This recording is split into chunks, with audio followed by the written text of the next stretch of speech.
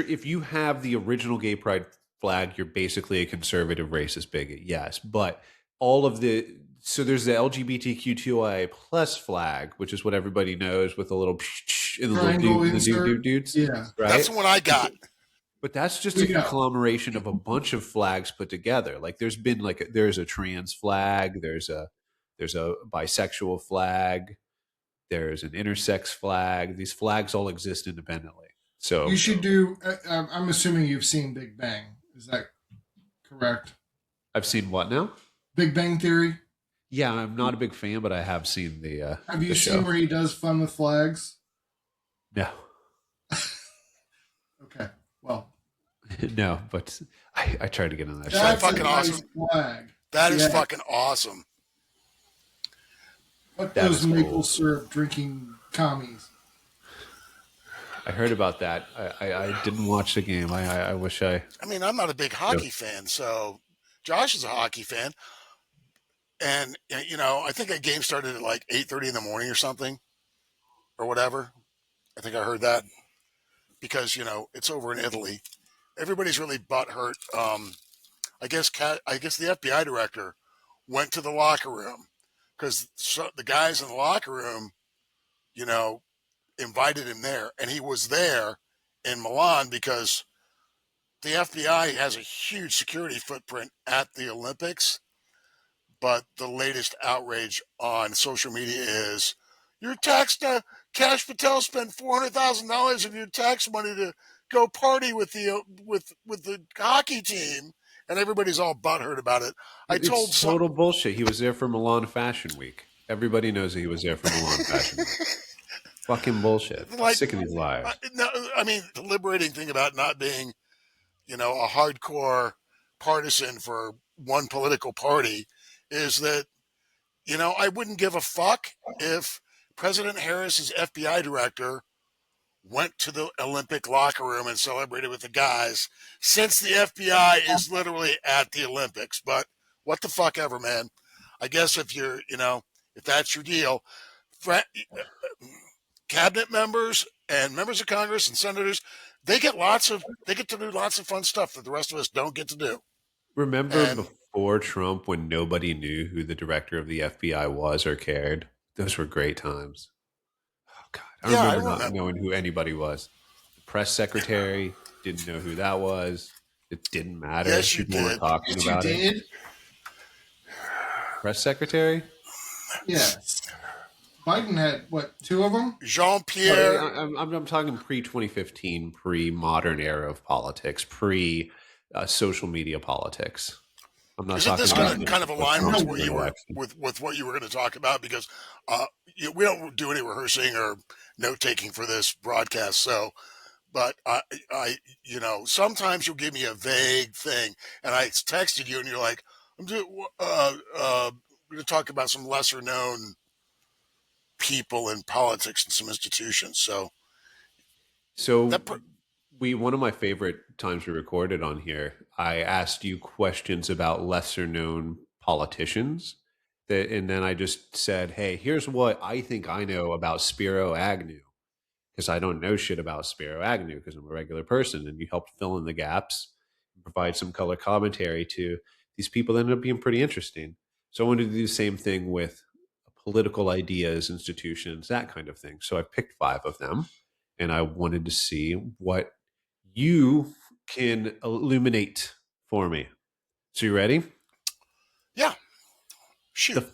The filibuster. Here's what I understand basically the filibuster is. If there are motherfuckers of the House of Representatives are debating a bill, if someone really wants to block that from getting passed, they can stand up there and basically talk all day long. I don't understand the particulars about it, but if they do that, then the bill does not get a chance to be voted on. Is that basically it? Am I wrong? Or what's the filibuster really all about? Can I answer this one?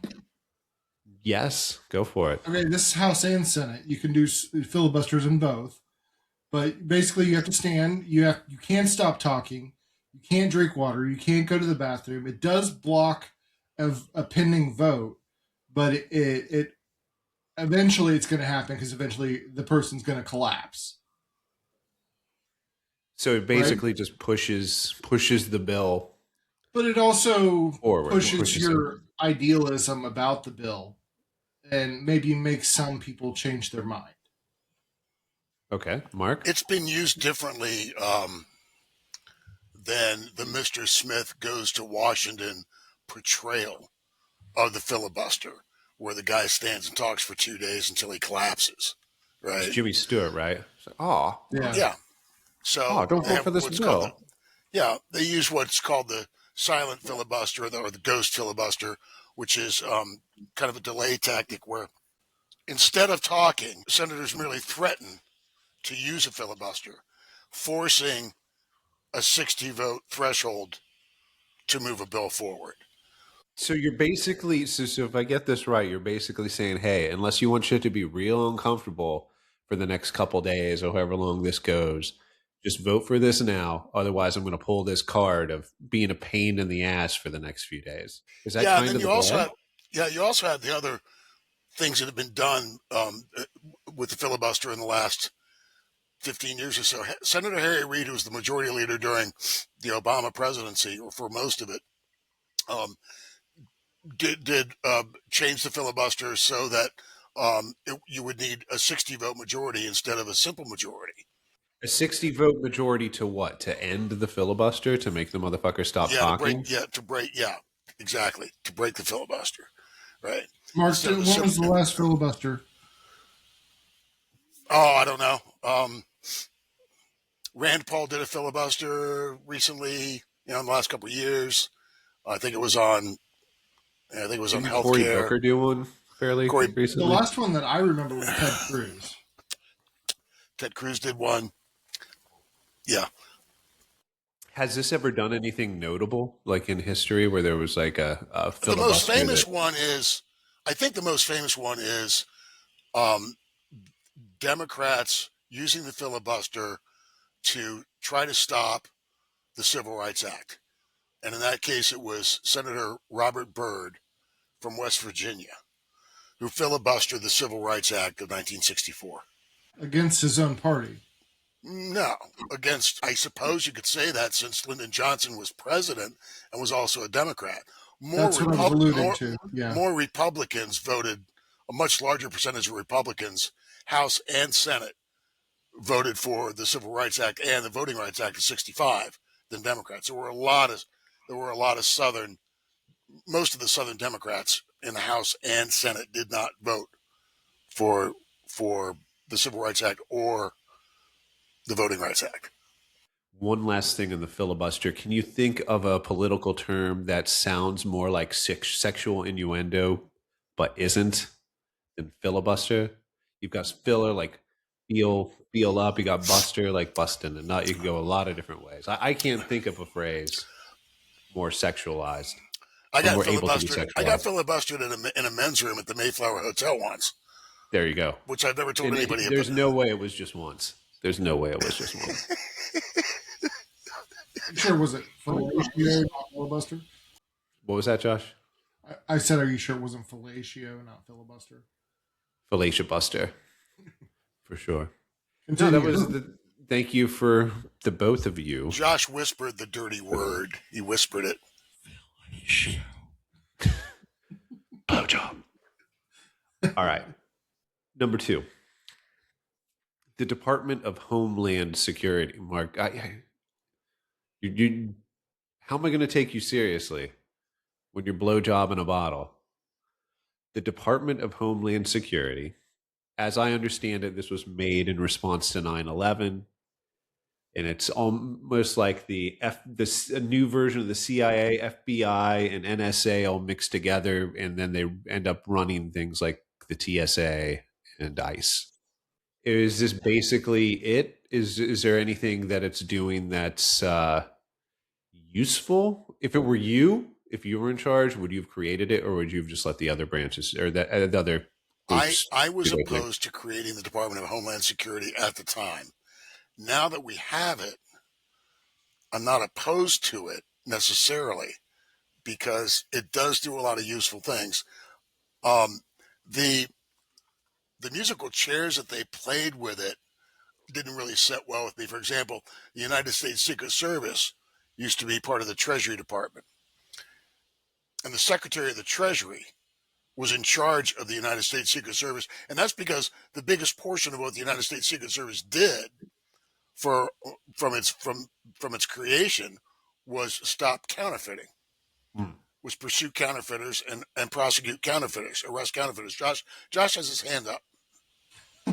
Sorry, I gotta start doing this again. Did you say used to be? It's not in the Treasury Department anymore? It is not. Now it comes under the Department of Homeland Security. I didn't know that. That's interesting. So does Immigration and Customs Enforcement. So does TSA, etc. And it all comes under a big umbrella. The FBI is still part of the Justice Department. The CIA is still the CIA. I think as dangerous as the world is, and as much as technology has advanced, that gives bad people capabilities that didn't exist 30 and 40 years ago that do exist now, I do think we need the Department of Homeland Security. They do an awful lot of necessary surveillance on foreign nationals and foreign entities that mean to do harm to Americans and to harm American interests. And I'm not sure that the FBI and the CIA wouldn't be overwhelmed if they had to do all of it. And I think that's why it was created originally. It was the catastrophic failure of 9/11, the intelligence community, and I feel like Homeland Security has kind of bridged the gap between CIA and FBI. I think that's why it was created, why it's been. Well, for the standard operating procedure for decades and decades was the FBI statutorily was only allowed to work domestically, and the CIA was not allowed to work domestically. They were only allowed to work overseas, outside of the United States, right? And so for many years, yes, Josh, there because of that, there was a lack of communication at times that needed to happen and didn't always happen. That was one of the big reasons why President Bush and the United States Congress decided to create the Department of Homeland Security to cover the gaps that had happened before. One last thing on the Department of Homeland Security. Can we lose the TSA and just have the airlines handle their own security? No. Yes. Josh has not flown anywhere recently. I have actually. Oh, okay. I flew to Punta Gorda, Florida last weekend. Okay. Did you get TSA pre-check? No. Okay. I am going to get that next time I fly. I hear it makes things significantly better, and maybe I will be okay. Being a person of color, how were you able to get a real ID? Because I wish I remembered who did the video of it. Was a guy who was just going around a black community asking different black people if they knew how to get an ID, and everyone was just so fucking insulted. It was hilarious. Like, yeah, of course. Yes, what the fuck are you talking? It was pretty great. It's hilarious. And apropos of that, the new mayor of New York is requiring two forms of picture ID, a social security card, and proof of address to become a snow shoveler in New York, which is just beyond parody, since the Democratic Party has spent the last 2 weeks telling everybody that the SAVE Act, which requires an ID to vote, is Jim Crow 2.0. Yeah, he's being obviously extremely racist and anti-black. Shame on him. I mean, it's white supremacy. He's the leader. He's the new leader of white supremacy, snow supremacy in New York. He's the I'm not sure what ethnicity he is face of white supremacy. The Department of Education, from what I understand, has been around since the beginning of the formation of the United States, roughly around 1789, 1790. And they've actually proven that with every dollar spent per student, the outcomes actually get better and better as far as test scores and overall life satisfaction. Am I right about the Department of Education? No. I'm going to back way off of this one and just let Mark rant for a little bit. Go Department of ahead. Education was created by Jimmy Carter in 1979, and it's arguably the most useless and destructive government department ever created, because test scores have done nothing but go down. I make jokes about whenever I see stupid people, uh, stupid, especially stupid young people, stupid college kids, stupid high school kids. Um, I go, that's the second generation of the Department of Education. It wastes a tremendous amount of money. It doesn't. The Department of Education doesn't build any schools. It doesn't print any school books. It doesn't buy any chalkboards. It pushes paper around in a great big circle. Studies about this, and the Department of Education actually involves itself in what color a school can paint the interior. Right? They literally have guidelines on, and it's not. One would think it might be guidelines on like whether or not there's lead in the paint, and there may be an obscure something or other in the Department of Education's guidelines about leaded paint. I don't think anybody's trying to use leaded paint in schools, but they literally have guidelines on what color you should paint the inside of a school. It involves itself in so many things. It wastes so much money. When I was at the Department of Education, I think the annual budget was, I think it was $60 billion, and 1.2 billion went to students in the form of loans and grants, and the rest of it was just fueled the bureaucracy.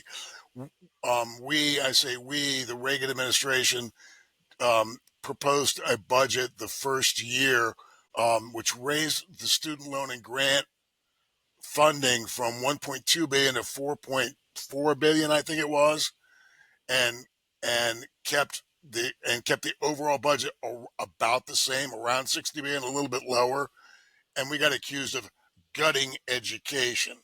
We tried to RIF, which means reduction in force, a mere 257 employees in a building that had 4,000 and something people. And the front page of the Washington Post just hammered us for days and weeks about throwing dedicated public servants, out into the cold. It was, it truly is a useless government department. Now, can I get your real opinion on it? Because I feel like you were holding back a little bit there. There are some things the department does that are good, but very little, very, very little. It's mostly a jobs program for bureaucrats. Go the way of the TSA. Yes. The supremacy clause. We've lightly touched on this before. As I understand it, it's in the OG Constitution, basically saying federal laws will always trump state and local laws when it comes down to It's not doing a very good job. it. That's why I wanted to bring it up. It's weird right now, but I remember learning this in fifth grade civics. I remember learning about this supremacy clause as a fact. I mean, how many states have marijuana legalization laws right now that What does that have to do with the supremacy clause, Josh? If it's illegal federally, then I think distribution is illegal federally. If I'm not mistaken, it's not against federal law anymore. Trump changed that. well, great if he did. But I know that there was definitely a period of time where you had states that had it legal, but it's still considered like a Colorado Schedule was the One. first. Yeah, I mean, it was definitely illegal nationwide, and Colorado said we're not dealing with that. All right. So when you were working at the White House with Reagan, when did the supremacy clause come up, if ever? And was there any like asserting your authority when need be in these situations? Wow, that's going back a lot of years. I can't think of anything offhand about the supremacy clause. Kind of in a way when he fired the air traffic controllers. um, who were members of a union, Hmm. right? And the president and the president used his power as the chief executive officer of the United States to fire federal workers, even though they had quote unquote union protections from being fired. Yeah, but I can't. Yeah, I don't remember any specific uses of the supremacy clause um, during the Reagan administration. The Commonwealth Edison County versus Montana Supreme Court. Montana tax frustrated the broad goals of federal energy policy. It's really kind of boring. It's about So, utility companies. so would it be fair to say that all the clashing between sanctuary cities and the Trump administration stuff, this is all kind of fairly new? Back in the day, you really didn't have it. The supremacy clause was understood. Would that be fair to say? Oh, And that's now it's it's more than smirky. fair to say. And yes, yeah, the irony of states like Minnesota and Illinois and California and New York violating federal law with their sanctuary city policies is really it's just like the progressives are using the same argument that the Confederate states used and that southern states used to enforce their legalized segregation. Yeah, I was actually gonna just say the Brown versus Board of Education was the 1958 supremacy clause, and that is one of the biggest ones that I'm seeing here. So definitely right along what you were saying, Mark. So fighting the supremacy clause has a history of being used by racist. What's that Correct. tell you? Yeah. And utility companies, apparently. Utility companies are the most racist people on fucking planet Earth, dude. You know it, and I know it. All right, last one. The Jews, as I understand it, there's about 15 million of them, but they're actually responsible for pulling all of the strings and creating all of the evil that exists in the world. Am I getting this right? You're damn right. Oh, All right, that's not something. Where, that's what I've been told. That's what social media tells me. Am I wrong? I love your sarcasm. Control the banking, you guys control banking, Hollywood, government. Yeah, those are all anti-Semitic tropes. And once again, I mean, here we are again where progressives are the ones that are being the most racist and the most bigoted because you know they're reinforcing stereotypes. Not only do they reinforce stereotypes, they actually use the same lexicon that the Iranian dictatorship uses, that Hamas uses, that Hezbollah uses. Israel's genocide in Gaza, um, you know, um, you know, Israeli control of uh, uh, Israeli control of Western media, etc., or Jewish control of Western media. It's They're so bad at genociding. There's 15 million Jews and there's like a billion Muslims. They're so bad at it. Like if you want to genocide, like get good.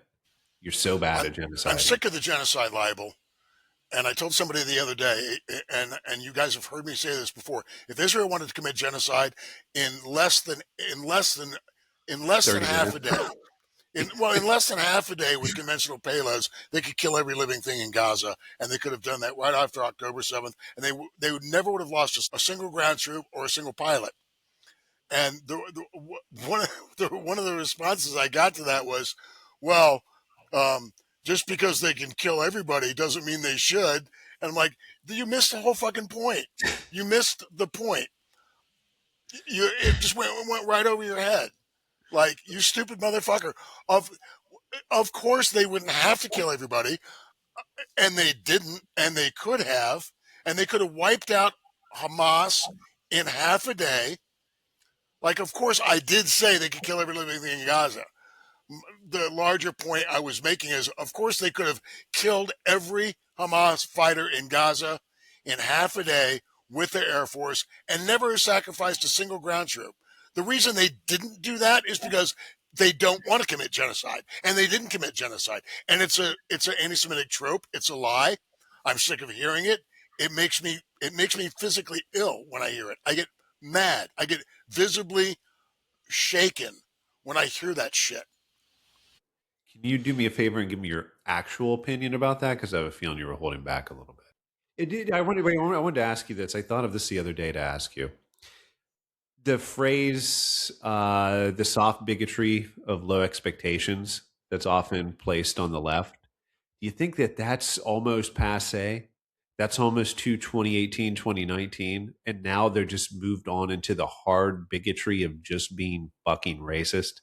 Like it's you used to be able to say like a white progressive and awful, like we were talking about last week, right? Affluent white female liberals.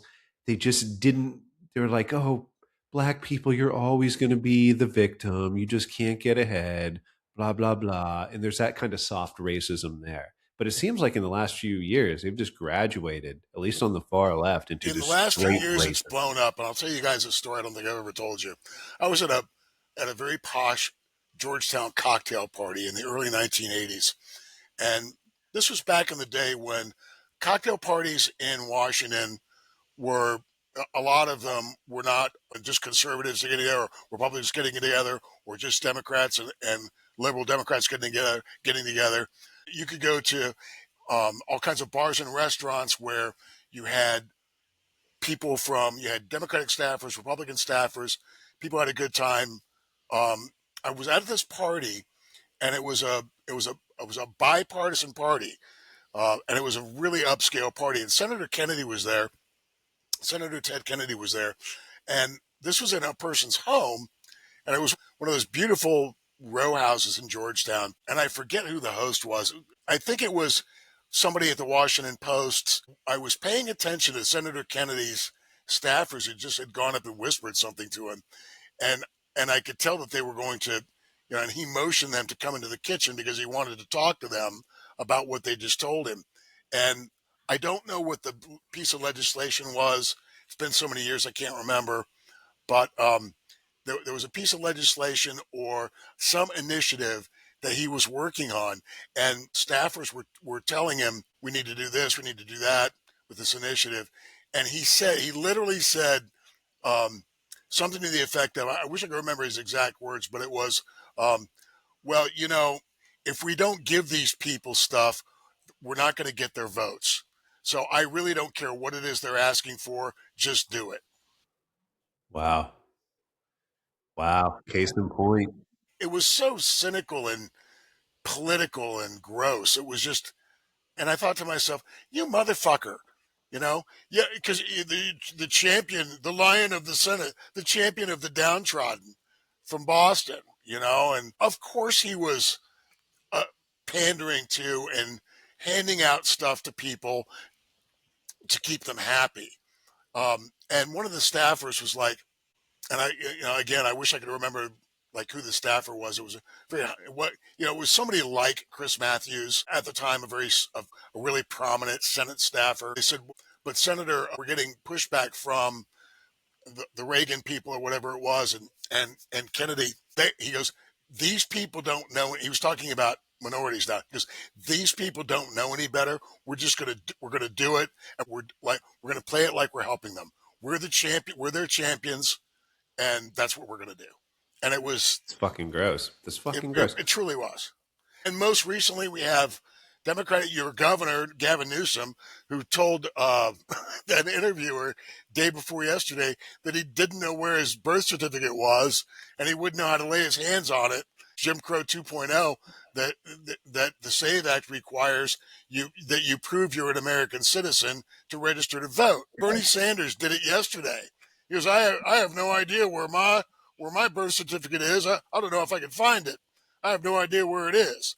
And he used that as a means by which to explain that it's racist to have documentation proving you're an American citizen to register to vote, which, by the way, there's no such thing as a governor or a United States senator who doesn't have about 10 staffers that can go get his birth certificate for him at the snap of a finger. I can assure you that there's at least 10 people in Bernie Sanders' office that if he said, I need a copy of my birth certificate, could go get it. right? Because they got a copy of it. Is this not just proof that Bernie Sanders and Gavin Newsom are racist if their minds at all go to black people can't find their birth certificates in a greater number than white or Asian or Hispanic people can't find their birth certificates? Just even your head going there at all proves you're racist. Am I wrong? Sanders and Newsom and the entirety of the Democratic Party, every elected Democrat in the country, will tell you that illegal aliens can't vote. Well, if they can't vote, then certainly you won't have a problem with a requirement that you're an American citizen to vote. Like, what could possibly be your objection? If illegal aliens can't vote, then why are you opposed to legislation that says you have to prove that you're an American citizen to vote? I think I was talking about the. You said Jim Crow 2.0, which I think Joe Biden calling it Jim Eagle I was mean, the best way to phrase it. why don't you just take a Jim Eagle. gigantic steaming shit on the memory of millions of people who suffered under Jim Crow laws? Why don't you just go take a gigantic steaming shit on the memory of people that got beaten by racists, by Klan members and Southern police departments when they were fighting for civil rights and fighting against Jim Crow laws by comparing an ID to vote with Jim Crow laws? Go fuck yourself. Get the fuck out of here, man. It blows my fucking mind. I'm going to have an aneurysm the next time I hear Jim Crow 2.0 about having an ID to vote. I'm just gonna again, just you need to stop holding back because this is about we started this in a huge part for you to really get your views out there, and you keep pussyfooting around it. You I'm keep very pussyfooting relaxed. around it. I got my computer. I got my Irish whiskey. I got my nicotine. I got my friends. What do you think about Jim Crow laws, CJ? She said the South will rise again. I clearly heard her say that. She said you got to do something about your racist dog, man. She's black. Scott, I want an update on because a dear friend of mine who's a producer, and he used to produce. I mean, this guy was big in the day. He produced Madonna's MTV videos. He's produced films, commercials, and he just got back from California a few days ago, and he said that on his drive through Santa Monica, Malibu, etc., where he could go, looked like a fucking war zone. It looked like a nuclear. Yeah. Basically, no rebuilding has started, hardly at all. Yeah, it's gross. Yeah, it sucks. I I'd love to talk to you about it, but every time I think about it, I just feel the nihilism rising in me more and more and more. And my natural state of being is nihilism. I don't want it to be. I'm not happy that it is. I'm not proud of it. But God has, for whatever reason, decided to make me a natural nihilist at heart. And every time I drive down PCH, I just feel the fucking nihilism rise and rise. What are we going to do? Our politicians are idiots. Regulations are fucking stupid. Karen Bass said, "Oh, we're gonna cut down on the regulations so people can start. The permit process is going to be no." And then we have all the fucking insurance issues on top of that because we had to have California Fair Plan because of stupid fucking laws, insurance companies couldn't charge what they needed to charge to actually insure these places based on their actual risk. And now we're just seeing it all collapse. Nobody really wants to think about it or talk about it in honest terms. And we just sit there and we look at the shit still not being built. And we try not to be fucking nihilists. And then we come home and we fucking drink because what the fuck else are we going to do? Run for office? I'm not that masochistic. I don't know. Tell us how you really feel, Scott. That was beautiful. Thank you, Josh. I don't know what else to say, man. I don't know what else to say. It's fucking gross. So, on the insurance thing, when insurance companies were prevented by government from charging an amount, how did you put it? The correct amount. The basically. correct amount to Yeah, cover the because they risk. have these, they have to go through and they have to do their calculations and see how risky it is, and Right. then they have their fucking spreadsheets and they figure out what they need to charge. But that was That too much. reminded me of my when my father wasn't able to get life insurance for any private companies when he was a fighter pilot. And you can imagine why that would be. Yeah, Because he was in a very dangerous business. There is no amount of money they could have charged. He would have certainly wouldn't have been able to afford. Maybe Lloyd's of London would have covered him, but right? the government should step in and insure a man like your father who is fighting to protect a country. No one needs to insure people to buy these places that are just unsafe. The houses were unsafe. Um, it, in lieu of that, he was able to at some point. They made it so that if my father had gotten shot down and died, he had signed up where DOD took out a small portion of his paycheck every month, and that was a kind of an insurance policy which guaranteed that his widow would get half of his salary upon his death. Now, it's much more generous than that now, and as it should be. Yeah. But yeah, he wasn't able to get life insurance like a normal father of three in 1964 because he was in a very dangerous business. But you completely understand the reason why an insurance company would not have insured him.